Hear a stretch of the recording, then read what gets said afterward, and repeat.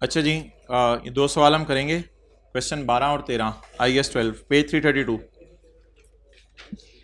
Dua Limited is in the process of finalizing its financial statements for the year ended 31 December 2019. The following information have been gathered for preparing the disclosure requirements. Disclosures के लिए ये information उसने आपको दी है।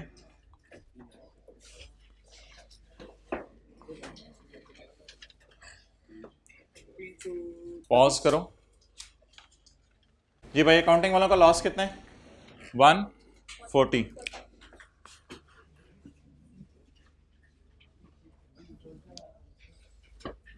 मैं आपको note करने का टाइम नहीं दूंगा। You have to take a picture at the end, just concentrate on facts और खुद चीज़ों का ट्रीटमेंट आपने सोचना है, बस इससे ज़्यादा और कुछ नहीं है। प्रॉफिट हो या लॉस हो उससे कोई फ़र्क नहीं पड़ता, बस साइन का डिफरेंस आ जाएगा। 140। नेक्स्ट, ये मैं पॉइंट जो बुलेट है, 1-2 मिनट ज़रा और बच्चे आ जाएं फिर मैं पढ़ता हूँ। दूसरा बुलेट मैं पढ़ने लगा हूँ। It include dividend of 16 million earned, income वाला डिविडेंड है ना, इनकम कमाई है। 16 million dividend earned against equity investment in UK. UK में हमने कोई शेयर खरीदे हुए हैं, उसमें 16 मिलियन का हमने डिविडेंड कमाया। As per the tax law, tax वाले कहते हैं कि this dividend is exempt from tax, लेकिन पाकिस्तान में तो एग्जेम्प्ट है, लेकिन यूके वाले इस पे 20% टैक्स मांग रहे हैं। अच्छा, पहले मुझे ये बता दें, ये डिविडेंड कोई रिसीवेबल टाइप है? चक्कर नहीं, एक मिनट, ये रिसीवेबल टाइप है कोई? तो डेफर्ड टैक्स की वर्किंग के बारे में सोचूं या डायरेक्ट करंट टैक्स सोचूं? एक्सेलेंट, कोई टी अकाउंट बनाने की जरूरत नहीं, कोई टी अकाउंट बनाने की जरूरत नहीं। क्यों? रिसीवेबल होता तो टी अकाउंट बनाता, फिर कैश अकाउंटिंग, एक्रूवल अकाउंटिंग, उस तरह की कोई कहानियां लिख के देता सवाल के अंदर। उस तरह की कहानियां उसने सवाल में नहीं लिख कर दी। ओके, अगला सवाल, डेफर्ड टैक्स से क्यों आपने निकाल दिया इसको? जल्दी करें, डेफर्ड टैक्स से क्यों निकाल दिया? रिसीवेबल का वर्ड नहीं लिखा, तो टी अकाउंट बनाने की जरूरत नहीं, डेफर्ड टैक्स के एतबार से सोचने की जरूरत नहीं। करंट टैक्स के अंदर मुझे बता दें, मैं इसको एग्जेम्प्ट के तौर पर ले लूं या इस 20 को मैं 16 को माइनस करके नीचे अलग रेट लगाऊं? अच्छा चलो मुझे एक चीज बताओ, चाहे पाकिस्तान वाले कह रहे हैं टैक्स ना दो, मैं बाहर के मुल्क में टैक्स देना पड़ेगा मुझे, तो आप कैसे कह सकते हैं मैं इसको एग्जेम्प्ट कर दूं? क्या ये इनकम मेरी माफ है या इसमें मुझे बाहर के मुल्क में टैक्स देना है? क्या मैं 16 माइनस करके नीचे ये, अच्छा ऐसा कर देता हूं, चले आपके लिए आसान हो जाएगा, 16 में माइनस कर देता हूं। क्यों माइनस कर रहा हूं? क्योंकि इस पे जनरल रेट नहीं लगना, जनरल रेट 35% है। 16 माइनस कर देता हूं और 16 माइनस करके नीचे दो टैक्स बना देता हूं, टैक्स इन पाकिस्तान एट 0% और टैक्स इन यूके एट 20%। तो इससे शायद आप ज्यादा कंफर्टेबल हो जाए, ऐसे करके दिखा देता हूं आपको। एक मिनट, करंट टैक्स की, डेफर्ड टैक्स में क्यों नहीं लेके जाना? रिसीवेबल का चक्कर ही नहीं है, टी अकाउंट बनाने की जरूरत ही नहीं है। तो इंशाल्लाह अभी टैक्स देंगे, आमतौर पर इनकम्स कमाते हैं फौरन टैक्स देते हैं उसके ऊपर। अच्छा, लेस क्यों करना है भाईजान? वजह वजह वजह वजह, जनरल रेट नहीं लगना। लेस क्यों करने? जनरल रेट नहीं लगना। लेस डिविडेंड इनकम, इसका कौन सा रेट है? सेपरेट रेट है जी, बोले 16। इस 16 को मैंने माइनस दिया, ये माफ है या इस पे पाकिस्तान में माफ है, बाहर के मुल्क में टैक्स देना है? अब मुझे नहीं पता, टैक्सेबल प्रॉफिट शायद मेरे यहां तक निकल आए, अल्लाह करे इतनी जगह हो कि मेरे टैक्सेबल प्रॉफिट यहां तक निकल आए। उनपे मैंने जो टैक्स लगाना है वो कितने % लगाना है? 35%।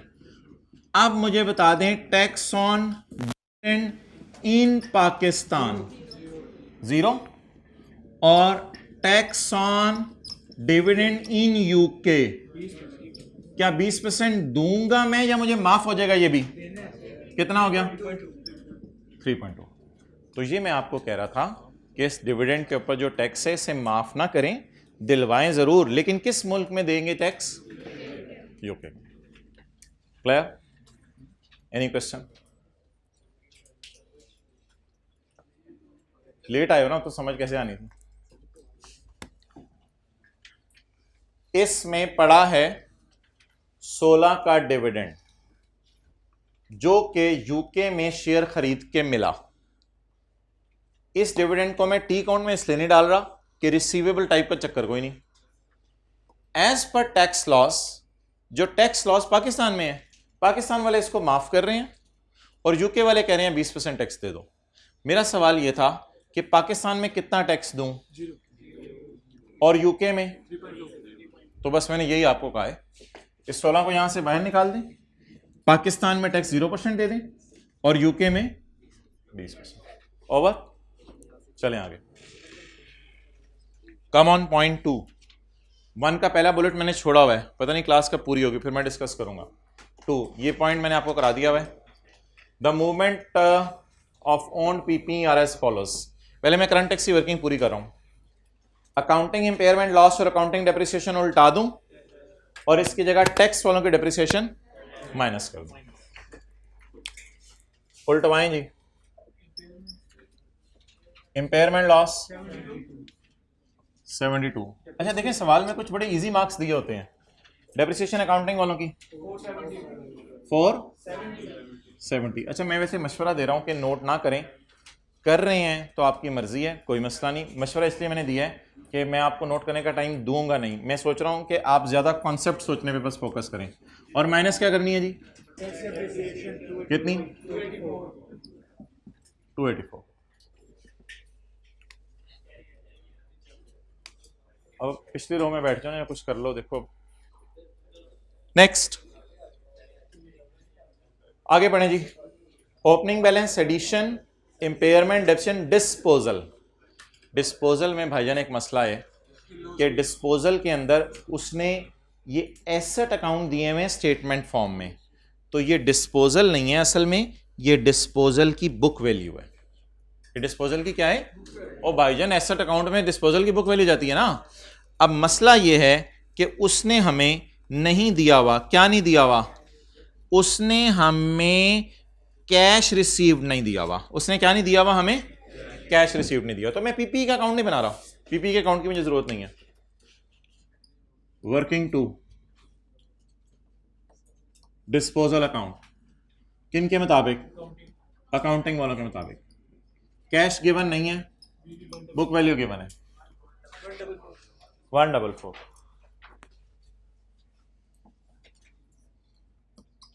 वर्किंग 3, डिस्पोजल अकाउंट, किन के मुताबिक? टैक्स वालों के मुताबिक। Book value 92। कैश गिवन नहीं है, 100 रुपया ले लें, सिफर भी ले लें तो ये अकाउंट इंशाल्लाह नेगेटिव में नहीं जाते कि इधर गेन लॉस आ जाता है। तो इसलिए इस अकाउंट में कोई डर ही नहीं, 0 लें, बेहतर है सवाल में assumptions ना लें। जी बता दें। 144 का लॉस और 94 का लॉस। किसका लॉस उल्टा दें और किसका लॉस रिकॉर्ड कर लें?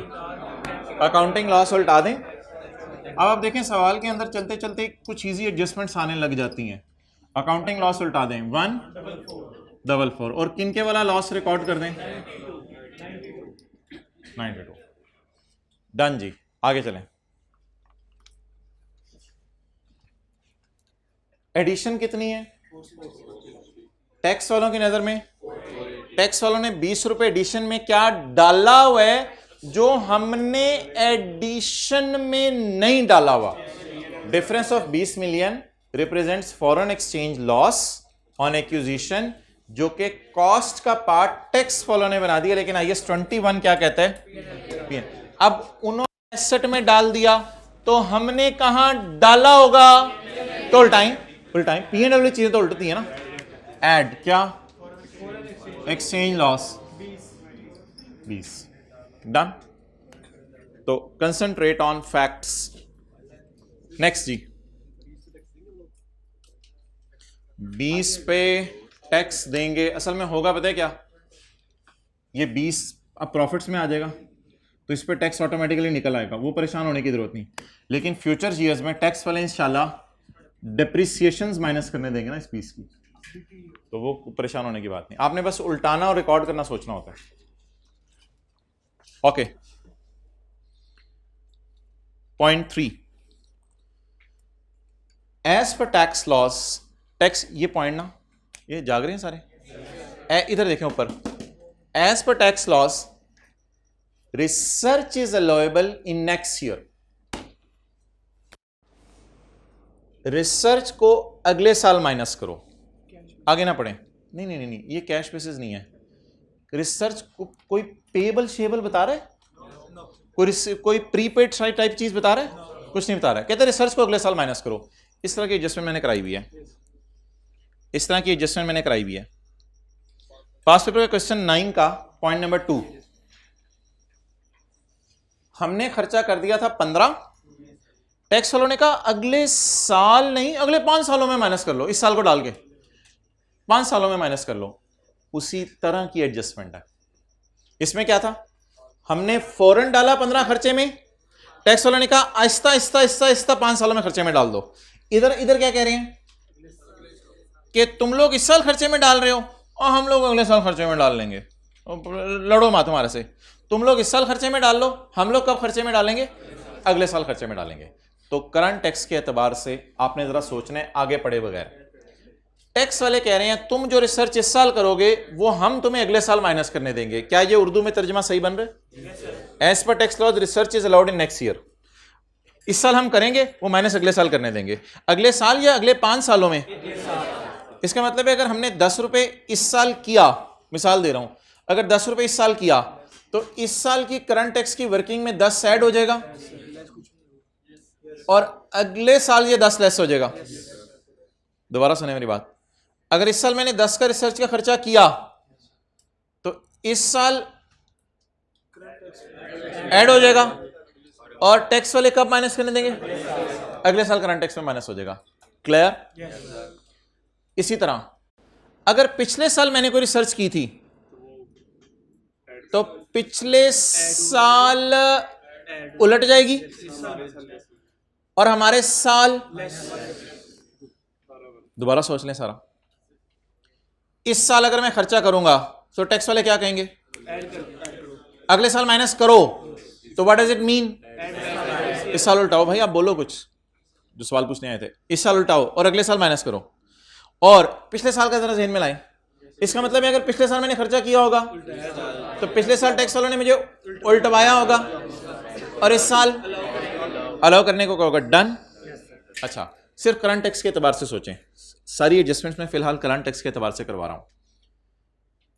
रिसर्च का खर्चा 25 मिलियन का हुआ है 2019 में। 19 में तो इसको ना माइनस करें, इसको इंशाल्लाह कब माइनस करेंगे, 20 में, लेकिन फिलहाल मैं तो 19 की कैलकुलेशन कर रहा हूं, तो 19 में क्या कर दूं, ऐड कर दें। रिसर्च कितनी, 25, ये 25 मैंने ऐड कर दी। पिछले साल कितनी रिसर्च हुई थी, 64। पिछले साल जो रिसर्च हुई थी 64, जल्दी सेट हो ना, इसी तरह बैठना, ठीक है। अच्छा, पिछले साल कितनी रिसर्च हुई थी, 64। पिछले साल ये रिसर्च टैक्स वालों ने अलाउ की होगी, नहीं, हमने माइनस की होगी, हमने माइनस की होगी। इसको क्या करें, पिछले साल ऐड हुई थी, इस साल लेस कर दें। टैक्स वाले कहते हैं it is allowable in next year, तो अगले साल माइनस करें इसको। तो हमारे साल लाके इस रिसर्च एक्सपेंस को 18 वाले को रिकॉर्ड कर दें और 19 वाले को उल्टा दें, 64। आप विजुअलाइज करें जरा, अगर मैं 18 की कैलकुलेशन तो 18 में क्या हुआ होगा, एक्सेलेंट, 64 ऐड हुआ होगा। और अगर मैं 20 की कैलकुलेशन खोलूं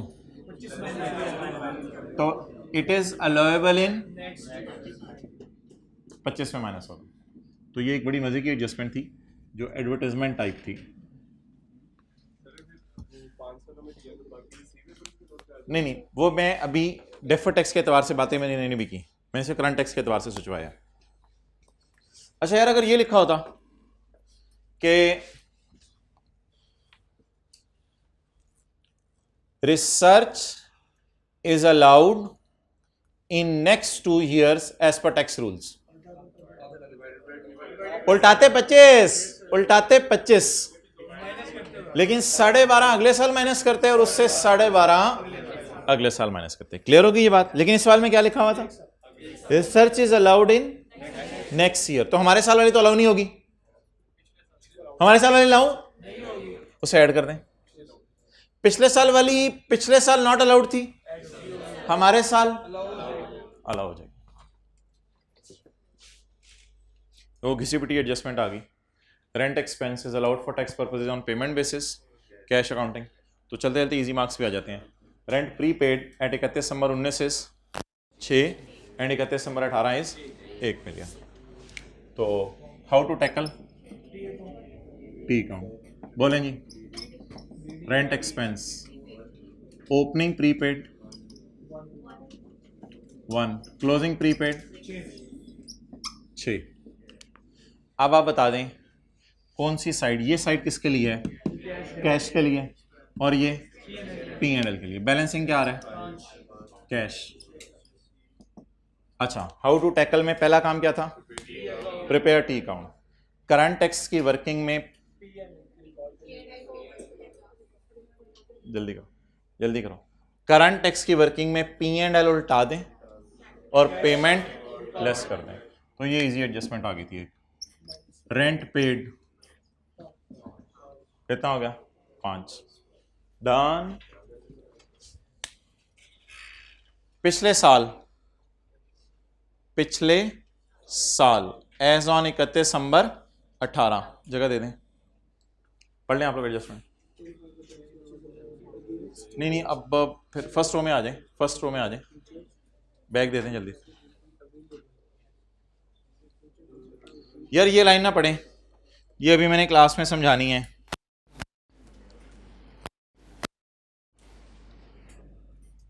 ये लाइन पढ़ने की जरूरत नहीं।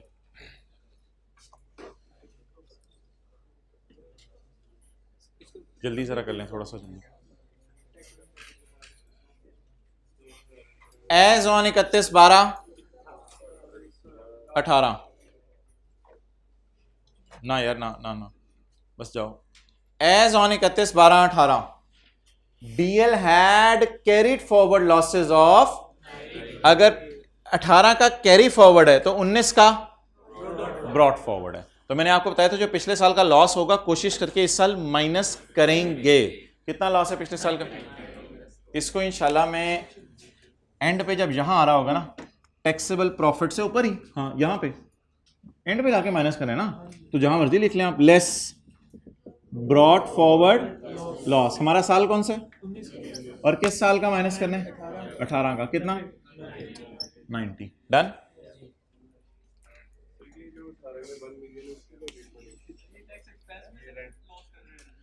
भाईजान एक चीज मेरे से तय कर लें कि आप लोग मुझे डेफर्ड टैक्स की वर्किंग पहले कराना चाह रहे हैं या करंट टैक्स की, पहले ये मेरे से तय कर लें। एक भाई ने सवाल पूछा रेंट प्रीपेड, ये बैलेंस शीट टाइप चीज है। रेंट प्रीपेड कितना था हमारा? क्लोजिंग 6 और ओपनिंग 1। मैंने ओपनिंग और क्लोजिंग लिख लिया। How to tackle in current tax, उल्टा दें P&L को, माइनस कर दें पेमेंट को। अब ये भाई पूछ रहे हैं 1 और 6 क्या करना है? Let me come in deferred tax working. So wait, let me come in deferred tax working. Just talk about current tax. How to tackle in current tax. आपने ऐसे करना, ऐसे कर लो। भाई कह रहे हैं कि एक दफा आपने ऐसे बताया था, इस एक को इधर ले जाएं और इधर आप कैश लिख दें 6, आपकी मर्जी है, इस तरह कर लो। तो वो जवाब तो 5 ही आ जाना है। किसी को याद है मैंने कहा था नेट करके कर लिया करें, तो नेट करके कर लें बस। 2 साइडों पे फिगरें निकालेंगे, ऐसे परेशान होंगे। डन। चलें जी, पहली एडजस्टमेंट जो आप हजरात के आने का इंतजार हो रहा था,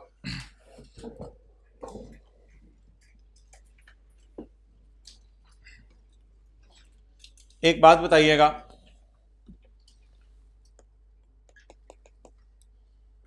अकाउंटिंग वालों ने 50 रुपए की सैलरी का खर्चा बुक किया, टैक्स वालों ने कहा यार ये अलाउड है, कोई मसला ही नहीं, करंट टैक्स में क्या करेंगे? एक्सेलेंट। अगले साल एम्प्लॉय आया, एम्प्लॉय ने आके कहा सर ओवर टाइम नहीं बनता था, 50 रुपए में 2 रुपए आपने मुझे ओवर टाइम दिया था, सॉरी सर मैंने झूठ बोला था, ओवर टाइम नहीं लिया था, तो ओवर टाइम मेरा बनता नहीं था, ये मैं आपको 2 रुपए वापस करने आया हूं। Cash debit, income credit. Accounting वालों ने अगले साल कहां डाल दिया? इनकम में। टैक्स वाले कहेंगे जाहिर बात है पिछले साल अब खर्चे में डाला है 50, तो इस साल अगर वो पैसे वापस आ गए हैं तो टैक्स वाले क्या कहेंगे? इनकम में डाल दो। नहीं, कुछ भी तो नहीं कहेंगे ना, ऐसे तो नहीं, लुट तो नहीं बचेगी। टैक्स वाले कहेंगे तुम्हारा खर्चा 50 नहीं है, टैक्स वाले कहेंगे तुम्हारा खर्चा 50 नहीं है, तुम्हें उसके बदले कितनी खुशी मिल गई? तो अल्हम्दुलिल्लाह टैक्स वाले 2 रुपए इनकम में डाल देंगे। तो हाँ वो it's up to you, no problem. तो बता दें जी, पहले साल क्या हुआ, हमने मुलाजिम को तनख्वाह दी, ये पकड़ माय डियर 50 मिलियन, 50,000, 50 रुपए तनख्वाह। टैक्स वालों ने कहा ये तो नॉर्मल सा खर्चा, तनख्वाह फाइन शाइन तो नहीं है, ठीक है माइनस कर लो। अगले साल वो मुलाजिम आया, उसने कहा यार 2 रुपए ज्यादा दे दिए थे आपने मुझे, उसने एम्प्लॉयर को 2 रुपए वापस कर दिए। अकाउंटिंग के एतबार से एम्प्लॉयर को खुशी होगी?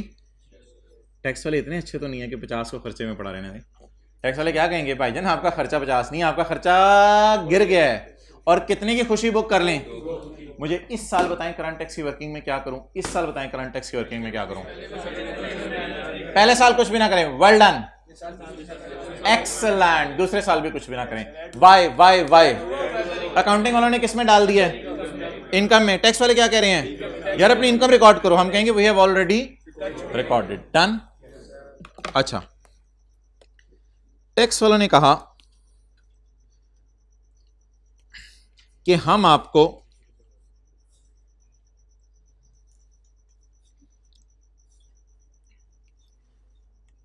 सवाल में पहली लाइन, इट इंक्लूड्स, अच्छा ये ना कहें ये लॉस में इनकम्स क्यों पड़ी हुई हैं, और प्लस हुई हुई हैं।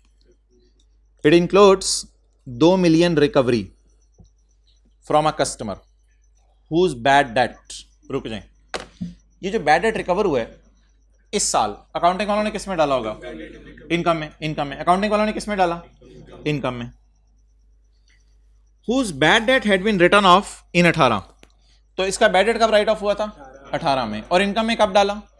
19 में। तो अकाउंटिंग वाले टीचर बैड डेट रिकवरी को कहां डाला करते थे? इनकम में। इनकम में।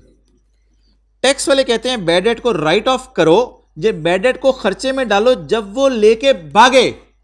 तो अगर वो कहते हैं जब वो लेके भागे खर्चे में डालो, तो वो लोग इनकम में कभी डालेंगे इसको? क्यों नहीं डालेंगे? टैक्स वाले कहते हैं जो बंदा लेके भागे खर्चे में डाल दो, हमने कहा डाल दिया खर्चे में। उन्होंने कहा अच्छा जब वापस आया है तो टैक्स वाले क्या कहेंगे, तुम्हारा खर्चा वही है, कोई मसला नहीं, टैक्स वाले भी किस में डाल देंगे। तो इसलिए इस एडजस्टमेंट को इग्नोर करना था। आई रिपीट, टैक्स वाले कहते हैं भाईजान वो जो एक स्टूडेंट है ना, जैसे सैलरी की मिसाल दी है, मैं मिसाल के तौर पे, स्टूडेंट तो छोड़े पड़े, स्टूडेंट कहाँ पैसे लेके भागते हैं। कोई दुकान पे कस्टमर आया है, बोतल पी के भाग गया। अब बोतल पी के भाग गया तो वो खर्चे में बुक हो गया, बोले खर्चे में बुक हो गया। जैसे ही वो बोतल पी के भागा खर्चे में बुक हो गया, अगले साल वो बोतल के पैसे ले आया। बताएं जी, अब अगर वो बोतल के पैसे लाया तो क्या करें? अकाउंटिंग वाले खुश हो जाएंगे, इनकम में डाल देंगे। बैड डेट रिकवरी की entry cash debit, bad debt recovery income credit. Tax वालों से पूछा आप बैड डेट का क्या करते हैं? टैक्स वालों ने कहा यार बैड डेट को ना हम माइनस करने देते हैं। टैक्स वालों से पूछा आप इनकम का क्या करते हैं? सवाल का मैं नहीं बताता, इनकम क्या करते हैं।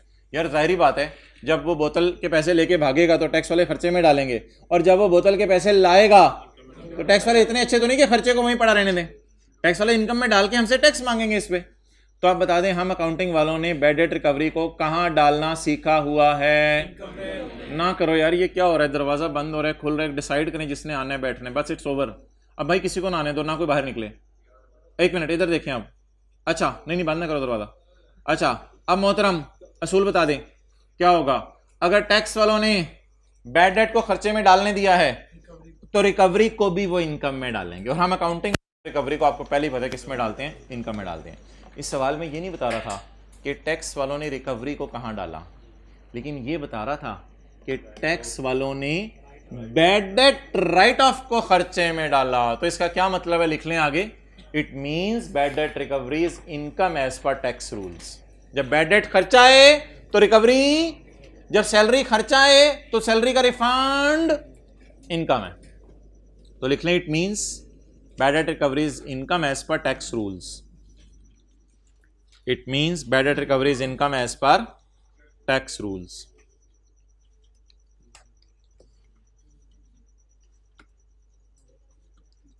It means bad debt recovery is income as per tax rules. तो इसको इग्नोर कर दें। अच्छा यार, अब आई कैप का अल्लाह भला करें, पूरे सवाल में ना कोई इक्का दुक्का ऐसी एडजस्टमेंट दिया करेगा जो ना किसी टीचर को पता होगी ना और किसी को पता होगी। 1000 किस्म के सिनेरियोज बन सकते हैं, कोई मसला ही नहीं। तो उसके अंदर जो है वो आपने इससे मार्क्स नहीं लेने, बाकी चीज़ों से आपने मार्क्स लेने। इसलिए ऐसी चीज़ों को मैं वन ऑफ कह के समझाता भी नहीं होता, लेकिन ऐसे ही आप लोग बैठे थे तो मैंने समझा दिया। तो इनको समझाना भी मकसूद नहीं होता। ऐसी कोई इक्का दुक्का चीज़ आ जाए उसे सवाल में इग्नोर करें, अगले सवाल की तरफ चलें। चलो यार ख़त्म करो। अच्छा अब आप बता दें, करते करते करते करते करते मेरे प्रॉफिट्स कितने आए? 130। क्या 130 के प्रॉफिट्स इस काबिल हैं कि पुराने साल का लॉस बर्दाश्त कर लें? कराएं पुराने साल का लॉस बर्दाश्त। 40। टैक्स रेट कितने बस हैं? 14। 17.2। सीटी डेबिट वो अगर हुआ कभी तो मैं करवा दूंगा। सीटी डेबिट और सीटीपी क्रेडिट डन। बस इसकी तस्वीर खींच लें। अब मैं अगले सवाल की तरफ मूव करना है और मैं डेफर टैक्स की वर्किंग नहीं कर रहा। डेफर टैक्स की वर्किंग आपको मैं ज़बानी बताऊंगा। हाँ, बाहर के मुल्क में टैक्स पे किया है। नहीं नहीं नहीं, ऐसी तो कोई बात नहीं, बस आपने टैक्स पे कर दिया खाली। वो अगर हुआ तो कभी वो मैं करवा दूंगा, वाई के किताब में डिस्कस नहीं। हाँ हाँ, करंट टैक्स आप पूरी दुनिया में जहां मर्जी पे करो। करंट टैक्स एक्सपेंस डेबिट और current tax payable credit. Okay, एक तो आपने नोट बनाना है 19 का, लेकिन DTL/A की वर्किंग कौन कौन सी करनी है? 31 दिसंबर 19 की भी और 31 दिसंबर 18 की भी। अब एक एक करके आपने मुझे बताते रहना है कि DTL की वर्किंग कहाँ कहाँ करनी है। ये सवाल का नाम क्या है?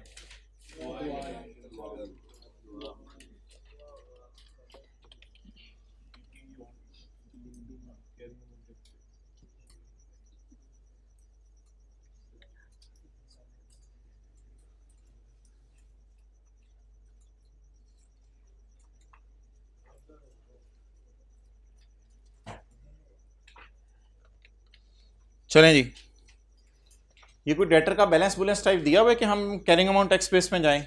No need. तो डेफर टैक्स फारग। डिविडेंड का रिसीवेबल टाइप कोई दिया हुआ? रिसीवेबल या अनअर्न्ड का लफ्स, तो रिसीवेबल अनअर्न्ड जाते हैं डेफर टैक्स की वर्किंग में, तो इसलिए ये भी फारग। ये दोनों डेफर टैक्स में नहीं जाएंगे। ये 31/12/18 का हो जाएगा और ये 31/12/18 की टैक्स बेस हो जाएगी।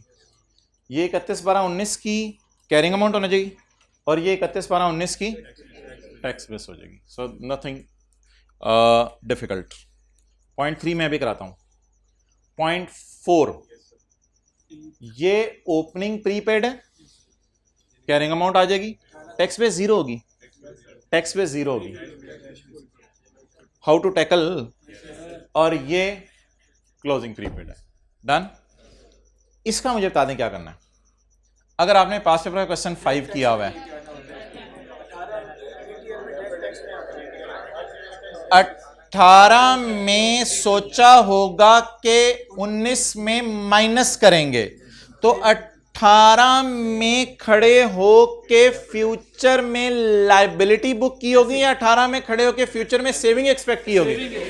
तो मैंने आपको कहा था लॉस इस साल एसेट बनाता है डेफर टैक्स की वर्किंग में जाके, और अगले साल करंट टैक्स में माइनस होता है। और आसान सी बात, 18 में खड़े होकर आप फील कर रहे होंगे कि ये 19 में मैं डिडक्ट करूंगा। 18 में खड़े होकर फील कर रहे होंगे मैं 19 में रिडक्ट करूंगा, तो इसलिए आप इस 90 को 31 12 18 की कैलकुलेशन में डेफर्ड टैक्स में डालेंगे और 19 की कैलकुलेशन में करंट टैक्स में डालेंगे। ओके, 18 की कैलकुलेशन, पीपी आ गया, प्रीपेड रेंट आ गया 1 रुपया, अनयूज लॉस आ गया 90 का, और 90 पे डायरेक्ट फिर हमने डेफर्ड टैक्स एसेट बनाते हैं, आपको बताया था। और 31 12 19 पीपी आ गया, प्रीपेड आ गया, डन। एक चीज रहेगी रिसर्च, वो मैं आपको समझानी है। किसी को याद है अकाउंटिंग वाले अगर किसी चीज को खर्चे में डाल लें और टैक्स वाले उसको आहिस्ता आहिस्ता खर्चे में डालें, तो कैरिंग अमाउंट उस चीज की क्या होती है? 0। डन। अकाउंटिंग वाले कहीं इस चीज को पकड़ो खर्चे में डालो तो कैरिंग अमाउंट 0।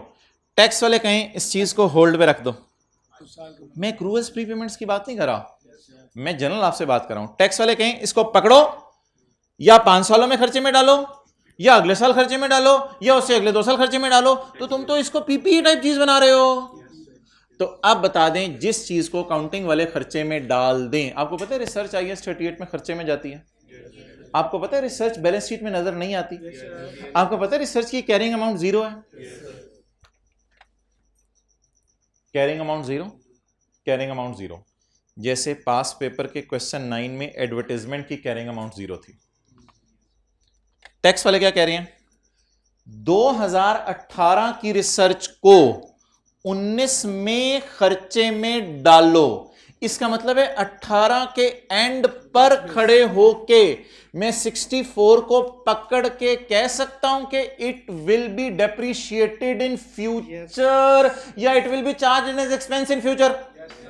आपको पता है टैक्स बेस हम क्या करते थे? टैक्स बेस पे उंगली रखते थे और उंगली रख के कहते थे ये इंशाल्लाह फ्यूचर में डेप्रिशिएट होगा। तो ना फिक्स्ड एसेट टाइप समझ के इसको लिया करें, ये एक्रूअल प्रीपेमेंट के एडजस्टमेंट समझ के ना लिया करें कि हमने फौरन खर्चे में डाल दिया, वो लोग अगले या आहिस्ता आहिस्ता खर्चे में डालेंगे, तो इसको पीपी टाइप एडजस्टमेंट लिया करें। आप बता दें what is the nature of 64? 64 मेरा 18 का खर्चा है लेकिन कैरिंग अमाउंट 0 0 0। इस 64 को उन्होंने कहा अगले साल खर्चे में डालो या अगले 5 सालों में खर्चे में डालो, अगले साल खर्चे में डालो। तो क्या मैं 64 को टैक्स बेस में घुसाकर टैक्स बेस में डालकर यह कह सकता हूं इंशाल्लाह इसको मैं फ्यूचर में डेप्रिशिएट कर लूंगा या शायद अगले साल ही माइनस कर लूं पूरा? ये बेसिक रूल है इसके पीछे। और मजे की बात सुन लें, वो जब रूल लगाएंगे तो ये डिडक्टेबल इन फ्यूचर आ जाएगा, इंशाल्लाह अगले साल इसको माइनस कर लेंगे। डन हो गया। इसी तरह मुझे बताएं जब मैंने रिसर्च की किस साल? 19 के साल। तो 19 के साल में रिसर्च कितनी है? टैक्स वालों ने कहा इसको अभी जरा होल्ड पे रख दो 25 को, अगले साल ना खर्चे में डाल लेना। तो हमने कहा अगले सालों में तो प्लांट मशीनरी टाइप चीजों को खर्चे में डाला जाता है, तो इसको एसेट टाइप आप चीज समझे और एसेट टाइप चीज समझ के टैक्स वालों की नजर में बैलेंस, टैक्स वालों की बैलेंस शीट के मुंह पे डालें। जैसे ही आपने टैक्स वालों की बैलेंस शीट के मुंह पे डाला ये 25, तो ये 25 अब आपको फील हो रहा है ये 25 फ्यूचर में 4-5 सालों में ऐसा ऐसा डेप्रिशिएट हो जाएगा या शायद अगले साल ही माइनस हो जाए पूरा। तो this is deductible in future. तो ये जो रिसर्च की एडजस्टमेंट है इसके साथ लिख लें जस्ट लाइक पास पेपर क्वेश्चन 9 एडवर्टाइजमेंट। लेकिन एडवर्टाइजमेंट में क्या था? अच्छा, ये अब एक्रूअल प्रीपेमेंट टाइप एडजस्टमेंट है या ये पीपी टाइप एडजस्टमेंट है? PP type adjustment. Tax base क्या होती है? एक फिक्रा बोलने लगा अगर आपको पसंद आ जाए, फ्यूचर डेप्रिसिएशन। टैक्स बेस क्या होती है? Future depreciation. तो ये रिसर्च भी क्या है? फ्यूचर का एक्सपेंस। तो इसको इसलिए टैक्स बेस में डाल दें। रिकॉन्सिलिएशन में कुछ भी नहीं होना। रिकॉन्सिलिएशन में 16 को पकड़ना है आपने और 16 को पकड़ के इस पे 15% लगा देना है। बस रिकॉन्सिलिएशन में 16 रुपए को पकड़ना है और 16 रुपए को पकड़ के कितने परसेंट लगा देना? 15%। बस रिकॉन्सिलिएशन मैच कर जाएगी। मेरा नहीं ख्याल इसमें और कुछ हुआ होगा। हाँ, कुछ भी नहीं हुआ हुआ। 16 को पकड़े और 16 को पकड़े कितने परसेंट लगा दिए? 15%। डन हो गया। लेकिन एक बार याद रखिएगा, एक सवाल कराया था प्रैक्टिस का क्वेश्चन 25, ये -140 आ रहा है, -140 पे जब रेट लगेगा तो ये फिगर भी क्या आएगी, नेगेटिव आएगी, और इन द एंड ये दोनों क्या कर गई। तो that was all about this question. अगले सवाल में आ जाएं, जितना हो सकता है उतना कर लेते हैं, बाकी छोड़ देंगे। Question 13, following information has been gathered for preparing the disclosure related to tax of Lux limited. आसान आसान एडजस्टमेंट्स हैं, पहले करंट टैक्स की मैं पोस्ट कर दूंगा आपको। अच्छा, नीचे जरा नोट देखें किस साल का है।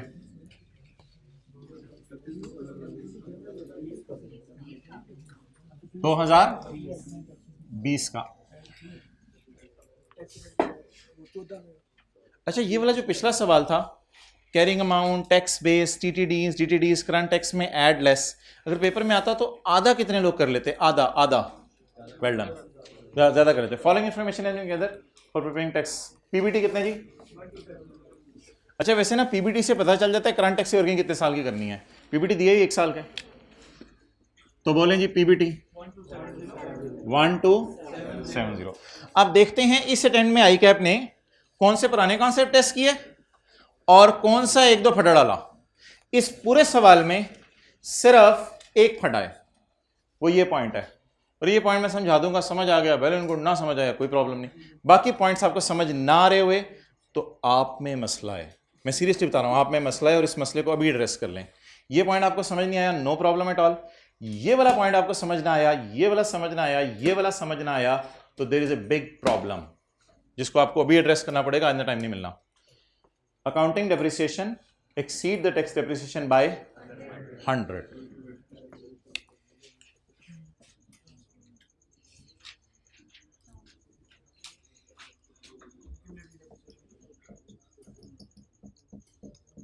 नहीं यार, कमर ऑप्शन नहीं, असल में ना लकीली मुझे बीवीज दी हुई है, मुझे बीवीज दी हुई है, बुक वैल्यूज दी हुई है ना, तो अकाउंटिंग के मुताबिक पीपी का अकाउंट बनाऊंगा और टैक्स वाला।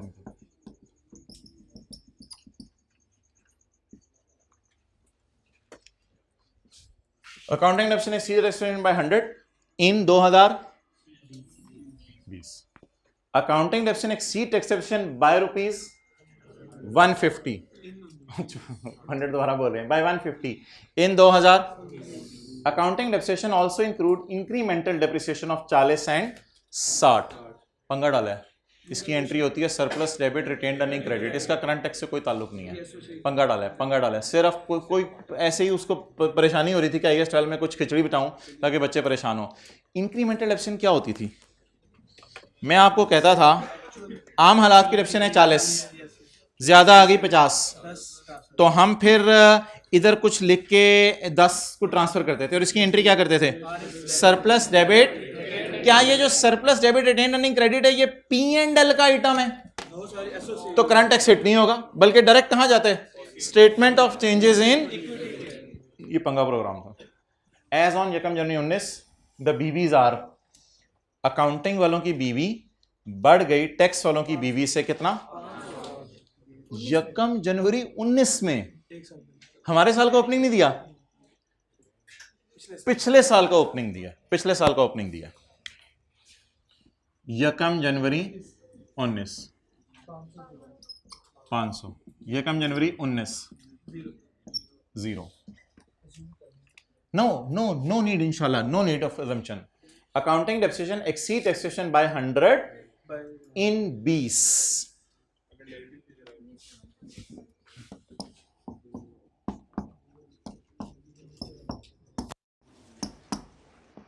Accounting depreciation in 20। Accounting depreciation exceed taxation by 150 इन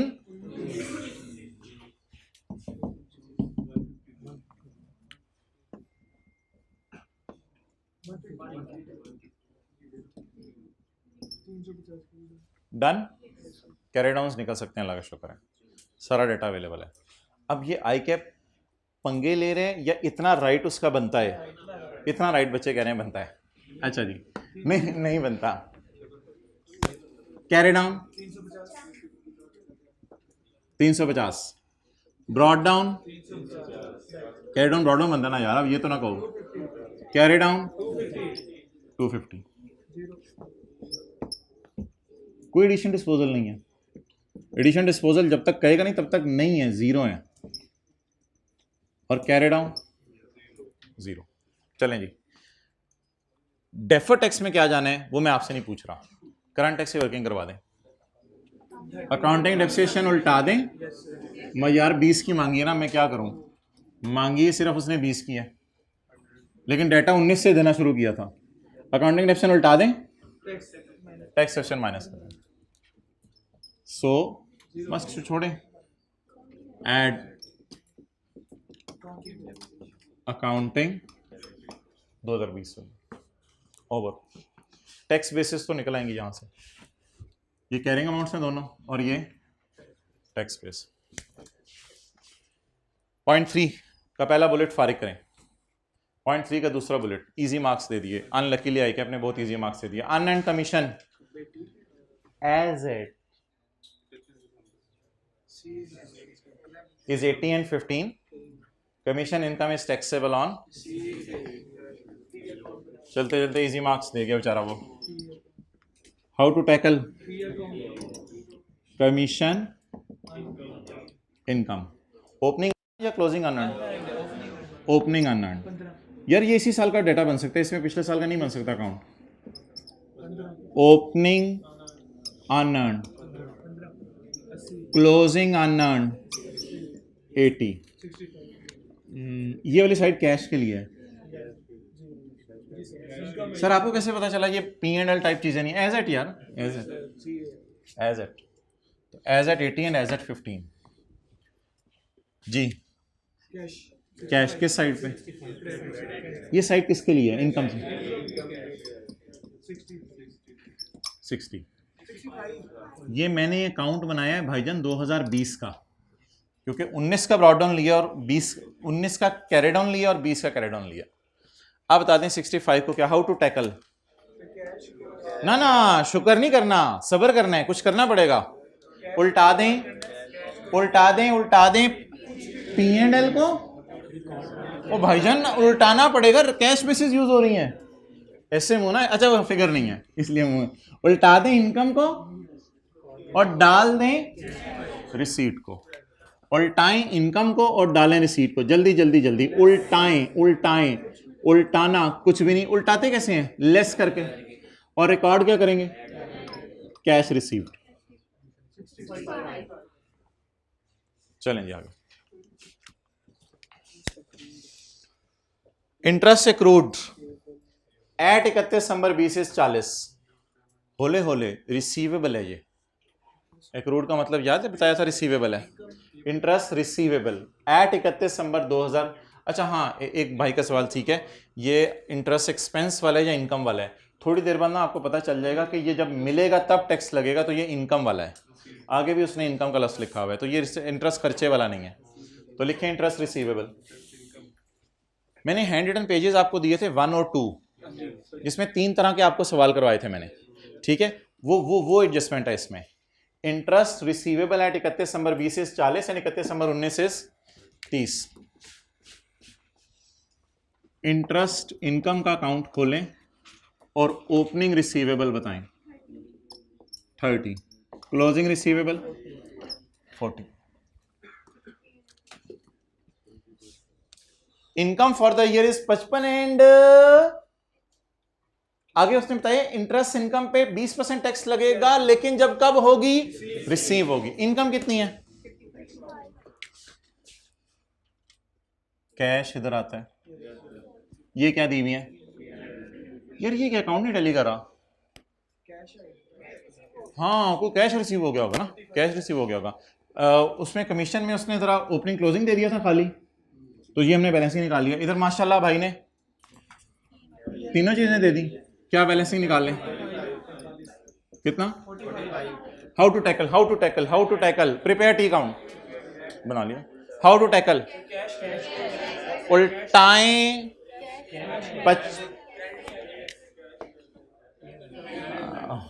अच्छा उल्टाएं 55 को और डालें उल्टाएं 55 को, हाउ टू टैकल, चुप चुप चुप चुप चुप चुप चुप, कितना, इस पे रेट 20% लगाना है, याद आ रहा है हैंड रिटन पेज नंबर 1 और 2, इस पे रेट 20% लगाना है, तो उल्टा के कैश डाल दें, लेकिन बबलू नीचे आके कैश डालें जी, एड एंड पे कर देंगे, इन tax on interest of 45 at 20%, whatever it may be, whatever it may be। बोले मैंने उल्टा के कैश ऐड क्यों नहीं किया, हैंड रिटन पेज नंबर 2, मैं कुछ नहीं बोल रहा, हैंड रिटन पेज नंबर 2 वहां आपको बताया था, उल्टा के कैश ऐड इसलिए नहीं करना कि कैश अगर डाल दिया तो मसला क्या होगा, जनरल रेट लग जाएगा। ये वैसे रिसीवेबल्स वगैरह, इनकम्स वगैरह टी अकाउंट में डालना को हो जाना था यहाँ तक तो मेरे ख्याल से सारा सवाल सही चल रहा है आपका। नेक्स्ट आगे चलें। और यार ये सवाल आप अभी नहीं कर रहे होंगे, जब आप पेपर में कर रहे होंगे तब आपने 1 महीना तैयारी का लगा दिया होगा, जिसमें आपने सारे सवाल एक सिटिंग में कर लिए होंगे, तो उस वक्त आपका थोड़ा सा लेवल और ज़्यादा बेहतर होगा। दानिश उनको ज़रा बताएं कि क्लास हो रही है। ओके जी, यार ये कमाल एडजस्टमेंट है, कोई बबलू ये एडजस्टमेंट बता देना तो जो पहली दफ़ा पढ़ा है, ये शर्त है। चलें, कोई बबलू ये एडजस्टमेंट बता देना तो हाथ खड़ा करके जो सबसे पहले बताएगा उसको इंशाल्लाह 100 रुपया इनाम।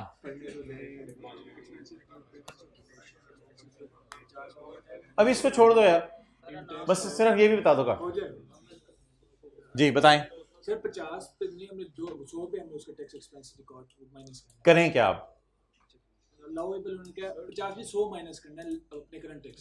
अच्छा वन इसके बारी खत्म होगी, इसकी बारी खत्म होगी, 50 ऐड करके 100 माइनस कर देना, ये बात थी। एक्सेलेंट, बस वो जीत गया वो जीत गया। अच्छा, टैक्स वाले क्या अगर आप कोई अच्छा काम करें तो उससे खुश हो सकते हैं? खुश हो सकते हैं। आपने खर्चा किया 15 रुपए, टैक्स वालों ने कहा डबल माइनस करो, डबल माइनस करो। हमने कहा क्या होगा, डबल माइनस करो, डबल माइनस करो। हमने कहा क्या, कहते छाड़ यार डबल माइनस। हमने कहा हमने तो माइनस कर लिया ना एक दफा, और जानी डबल माइनस कर, छठ बड़े सारी चीजें बड़ी है, तू अपना डबल माइनस कर, छिक के रख। हमने कहा हमने तो कर लिया एक दफा, तो अब क्या करें, एक दफा और माइनस कर लें, इससे कितना ऑटोमेटिकली माइनस हो जाएगा, डबल। अब भाई ने थोड़ा सा घुमाया है, भाई ने कहा जो हमने माइनस किए एक दफा उसको ऐड कर दें और डबल करके, तो आज आके खोती बोर्ड थले। तो expenses include payments of donation of 50। ओ भाईजान प्रीपेड पेएबल के अकाउंट ना खोल लेना, लिखा ही नहीं प्रीपेड पेएबल, आप एक्रूवल प्रीपेमेंट की साइड पे जा रहे हैं। Donation is allowable double, donation पूरी माइनस करने की इजाजत है, बल्कि 2 गुना माइनस करने की इजाजत है। कितनी हम माइनस कर चुके हैं, एक दफा, कितनी दफा और माइनस कर दें, एक, कितनी 3 दफा माइनस हो जानी है। फिर कितनी हम खर्चे में डाल चुके हैं, क्या आप एंट्री कर मानते हैं हमने एंट्री कर ली donation expense debit cash credit, क्यों, एक्सपेंसेस इंक्लूड, तो हम खर्चे में डाल चुके हैं। वो क्या कह रहे हैं, डबल माइनस करो, डबल माइनस करो। एक दफा हम कर चुके हैं, उन्होंने कहा एक दफा हमारी तरफ से, तो एक्सपेंसेस में डाल दें 50 और 2019 में करंट टैक्स की वर्किंग खोल के 80। लेकिन आपको पता ही है कि पंगे ले रहे हैं, इसका फायदा कोई नहीं है 80 का।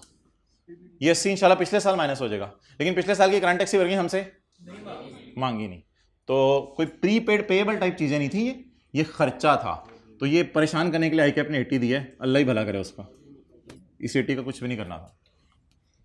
डन जी, चलें आगे। ओ यार NRV लॉस की एडजस्टमेंट आ गई, करें टाइम आया। LL रिकॉर्डेड खर्चा ऑफ 35, LL रिकॉर्डेड खर्चा ऑफ 35। अब आप इतने बड़े हो गए हैं कि मुझे बता दें PBT तक क्या हो चुका है, एक्सेलेंट, PBT तक माइनस हो चुका है। टैक्स वाले कह रहे हैं वो पुत्र NRV लॉस को हम नहीं मानते, लेकिन मैंने आपको कहा था कि ये परमानेंट डिफरेंस नहीं है। फिलहाल से ये बता दें अकाउंटिंग वालों ने क्या एंट्री की है, कॉस्ट ऑफ सेल डेबिट कितने से, 35 से। टैक्स वाले कह रहे हैं हम इसको खर्चा इजी मार्क्स लें करंट टैक्स में डाल के, इजी मार्क्स लें करंट टैक्स में डाल के, क्या करें, ऐड कर दें। और मैंने एनआरवी एडजस्टमेंट में यही इतना कराया था। तो टैक्स वाले इसको लॉस नहीं मान रहे, तो एनआरवी लॉस 35 उल्टा दिया एनआरवी लॉस। अब अगले साल जब ये चीज़ बिकेगी ना, तो फिर टैक्स वाले इंशाल्लाह इस 35 को डालने देंगे खर्चों में। अगले साल जब चीज़ बिकेगी, याद आ रहा है, अगले साल जब ये चीज़ बिकेगी तो टैक्स वाले इसको खर्चे में डाल देंगे। फिलहाल वो एनआरवी लॉस को नहीं मान रहे। और मुझे डैम श्योर है आप कुछ भी ना करके आते ना, आपने पेपर में 35 फिर भी ऐड कराना था। ये लफ्स आपने पढ़ के नॉट अलाउएबल। तो अल्हम्दुलिल्लाह इस एडजस्टमेंट में भी इजी मार्क्स मिल जाने थे। अब ये एडजस्टमेंट IFRS 9 की है, इसलिए सवाल से पंगे लेने की कोशिश ना कीजिएगा। ये एडजस्टमेंट IFRS 9 की है। अब शुरू से मैं पढ़ता हूँ। वो एक एडजस्टमेंट छोड़ दो यार, टाइम मिला तो कर लेंगे, नहीं तो नहीं करेंगे। कैरिंग अमाउंट और टैक्स बेस की इंफॉर्मेशन बता दें। कितनी दफ़ा बतानी है? 2 दफ़ा। 2020 में भी बतानी है और 2019 में भी बतानी है। चलें जी, 19 की कैरिंग अमाउंट और टैक्स बेस ये है, 20 की कैरिंग अमाउंट और tax base unearned commission income, ये है cash accounting. In cash accounting how to tackle carrying amount will appear, tax base will be 0 because cash accounting में अनअर्न्ड वगैरह exist नहीं करते। 31/12/18 की कैरिंग अमाउंट और टैक्स बेस 0, 31/12/19 की कैरिंग अमाउंट और टैक्स बेस 0। इधर भी कैश अकाउंटिंग है। 31/12/18 की कैरिंग अमाउंट, टैक्स बेस 0, लेकिन रेट 20% लगाना है, क्योंकि हर साल ही 20% रेट है, उसने और कुछ नहीं बताया। डेफर्ड टैक्स की वर्किंग में कैरिंग अमाउंट 40 और टैक्स बेस 0। ये सारे फिगर्स एक दफा देख लें। लक्स 250 और 0 31/12/20 में, और 31/12/19 में 350 और 0। अनअर्न्ड कमीशन इनकम 80 और 0 और 15 और 0। इंटरेस्ट रिसीवेबल 40 और 0, 30 और 0। इसके बाद इधर रेट कितने परसेंट है? 20%। एनआरवी लॉस की एडजस्टमेंट मैं आपको करवा के क्लास क्लोज कराऊं। एनआरवी लॉस की एडजस्टमेंट,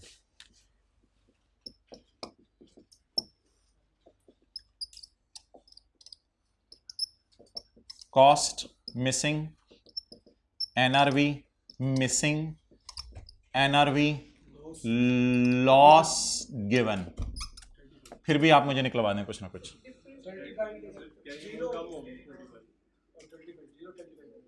यार कुछ एज्यूम कर लो, कुछ एज्यूम कर लो, 100 कर लो, 200 कर लो, कुछ कर लो, कुछ कर लो। एनआरवी लॉस गिवन है कितने? 35। अगर इसकी कॉस्ट 100 ले लें, ठीक है। अगर इसकी कॉस्ट 100 ले लें तो एनआरवी 65। अकाउंटिंग वालों ने किस पे शो किया होगा? लोअर पे। अकाउंटिंग वालों ने किस पे शो किया होगा? टैक्स वालों ने एनआरवी लॉस नहीं माना, उन्होंने किस पे शो किया होगा? और वो रूल लग जाएगा आगे टैक्सेबल या deductible. I repeat, NRV loss 30, NRV loss, उधर आवाज नहीं आ रही। अच्छा आ जाओ भाइयों, इधर आ जाओ, कुछ नहीं हो सकता, इधर आ जाओ। अब टाइम लगेगा ना सेट करने में, 1-2 मिनट में खत्म करें। तस्वीर खींच लें।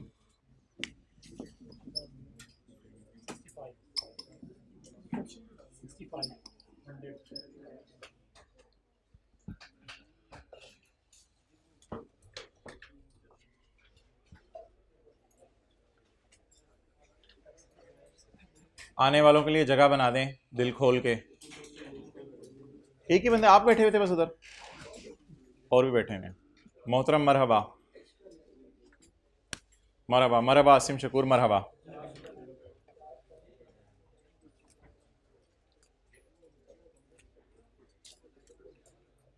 Okay NRV loss 35, carrying amount 100 रुपए ज्यूम कर लें तो एनआरवी कितनी आ गई, ये कैरिंग अमाउंट एट एक्सपेंस।